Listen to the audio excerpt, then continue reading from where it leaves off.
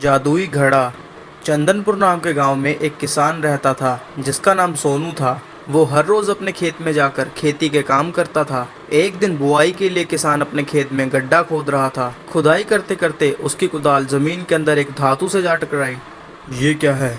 आवाज तो किसी धातु की लगती है। उस किसान ने चारों तरफ से खुदाई की। उसे जमीन के अंदर एक मटका दिखा। उसने मटके को बाहर निकाला। ओह, कितना बड़ा मटका है। लेकिन कितनी अजीब बात है, कौन इतने बड़े मटके को ज़मीन के नीचे गाड़ सकता है? इस मटके का क्या उपयोग हो सकता है? किसान मटके को बाजू में रखकर वापस से काम करने लग गया। दोपहर में उस किसान ने अपनी कुदाल उस मटके के अंदर रख दी और वो भोजन करने चला गया। वो भोजन करने के बाद हाथ मुंह धोकर मटके के पास गया अपनी कुदाल लेने के लिए।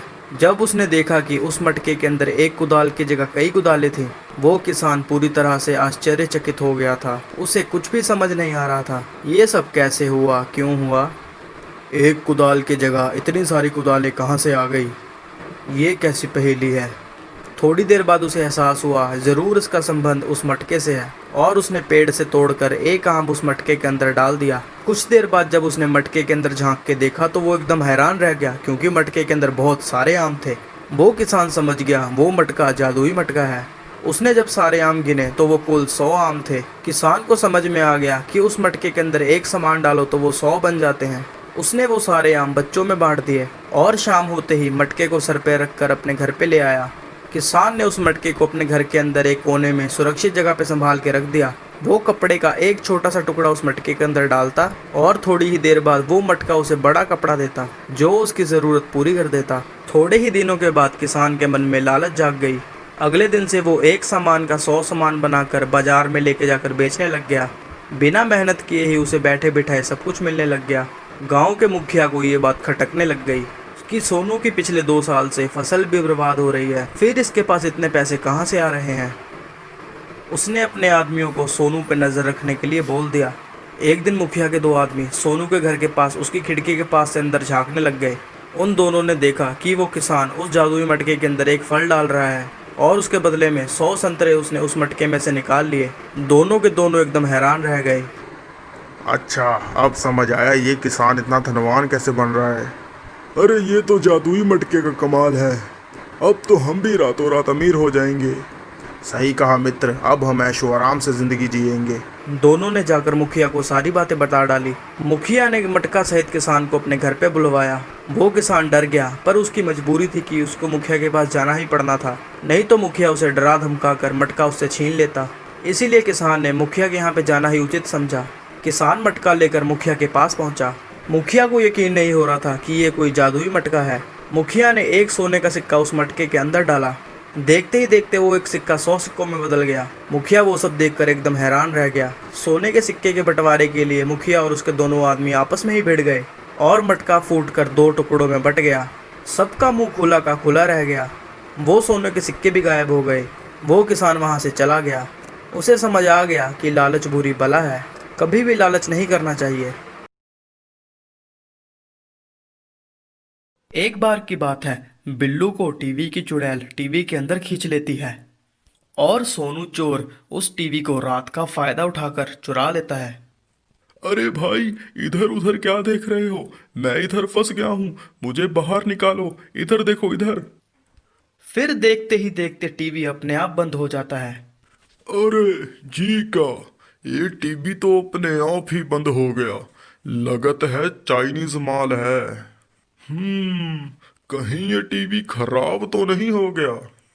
अरे यार, अगर ये खराब हो गया तो कोई इसे खरीदेगा नहीं। अरे अब मैं क्या करूं? फिर सोनू टीवी के पीछे जाता है और टीवी के पीछे जोर जोर से हाथ मारने लगता है। अरे कमबख्त, ये तुझे क्या हो गया? यूं अचानक से बंद क्यों हो गया? फिर बिल्लू उस टीवी को बहुत देर तक पीटता रहता है, पर वो टीवी बिल्कुल नहीं चलता। लगे है अब इसे कबाड़ी बाजार में ही बेचना होगा। अरे रे, ये तो मेरा घाटा हो गया रे। चलो कोई बात नहीं, कल सुबह इसे कबाड़ी को बेच आऊंगा। फिर रात होने पर कल्लू सो जाता है। तभी अचानक से वो टीवी खुद ब खुद चालू हो जाता है। तभी टीवी में से डरावनी डरावनी आवाजें आने लग जाती है। डर के मारे सोनू चोर की नींद खुल जाती है। अरे मर गए रे। जी कैसी आवाजें हैं भाई। अजी ये टीवी कैसे चल गया। अरे ये तो खराब हो गया था। अरे अरे वाह वाह, मजा ही आ गया। टीवी अपने आप ही चल पड़ा। अब मुझे इसके बढ़िया पैसे मिलेंगे। अब मैं इसे बंद कर देता हूँ, फिर कहीं ये खराब ना हो जाए दोबारा। तभी वो चुड़ैल टीवी में से अपना हाथ बाहर निकालती है और सोनू का पैर पकड़ लेती है। सोनू ये सब देखकर डर जाता है। अरे मर गए रे। ये का है भाई। ये हाथ किसका है टीवी में से। तभी वो चुड़ैल सोनू को भी टीवी के अंदर खींचने लगती है। अरे कोई है का। बचाओ बचाओ। ये टीवी तो मुझे अपने अंदर ही खींच रहा है। अरे मर गया रे। ये कैसा टीवी है भाई। अरे हाय रे हाय, ये मैं कहाँ फंस गया। टीवी भाई मुझे माफ कर दो। अरे मैंने तुम्हें चुरा कर गलती कर दी। मैं तुम्हें फिर से तुम्हारे मालिक के घर छोड़ाऊंगा। अरे लेकिन मुझे छोड़ दो। अरे मर गया रे। देखते ही देखते वो चुड़ैल सोनू को टीवी के अंदर खींच लेती है और टीवी अपने आप बंद हो जाता है। अब सोनू भी टीवी के अंदर होता है और उसे अंदर बिल्लू मिलता है। अरे भाई, ये कैसी जगह है। ये मैं कहाँ आ गया। अरे भाई तुम तो वही हो ना जो इस फिल्म में काम कर रहे थे। तुम जहाँ कैसन। अरे बेवकूफ, मैं तुझे कितनी देर से बोल रहा था कि मेरी मदद करो। मैं जहाँ टीवी पे फंस गया हूँ। पागल, अब तो टीवी के अंदर ही है। यहाँ पे एक चुड़ैल रहती है जो रात होते ही लोगों को टीवी के अंदर खींच लेती है। अरे अरे राम रे राम, जे मैं कहाँ फंस गया। अरे भाई अब हम बाहर कैसे निकलेंगे। मुझे नहीं पता भाई। तभी वह चुड़ैल वहां पे आ जाती है और उसे देखकर वो दोनों भागने लग जाते हैं। अरे भागो रे भागो, अपनी जान बचाकर भागो यहाँ से। फिर वो दोनों भागकर झाड़ियों के पीछे छुप जाते हैं। अरे भाई, का हम अब कभी इस टीवी से बाहर नहीं निकल पाएंगे। मुझे नहीं पता भाई। ये टीवी खुद ब खुद रात होते ही चल पड़ता है।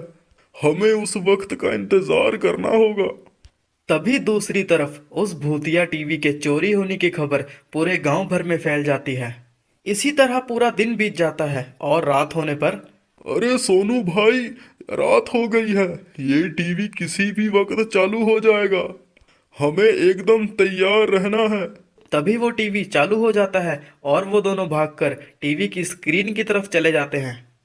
अरे भाई, अरे भाई कोई है। हमारी मदद करो। हम इस टीवी में फंस गए हैं। कोई हमें सुन रहा है तो हमारी मदद करो। अरे भाई कोई है। बचाओ बचाओ। तभी ये आवाज एक गांव वाला सुन लेता है।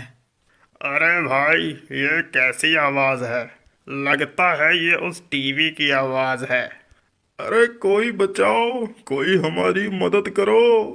अरे ये तो सोनू चोर का घर है।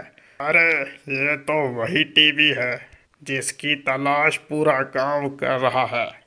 अरे बिल्लू भाई, वो देखो, राजू ने हमें देख लिया। अब हम बच जाएंगे। अरे राजू भाई, इधर देखो, हम यहाँ हैं इस टीवी के अंदर। अरे ये क्या, ये सोनू चोर तो हीरो बन गया है। इस कमबख्त को तो फिल्मों में काम करने का मौका मिल गया है। अरे ये कैसे हो सकता है भाई। अरे पागल आदमी, हमें किसी फिल्म में काम नहीं मिला है। मैं और बिल्लू भाई इस टीवी में फंस गए हैं।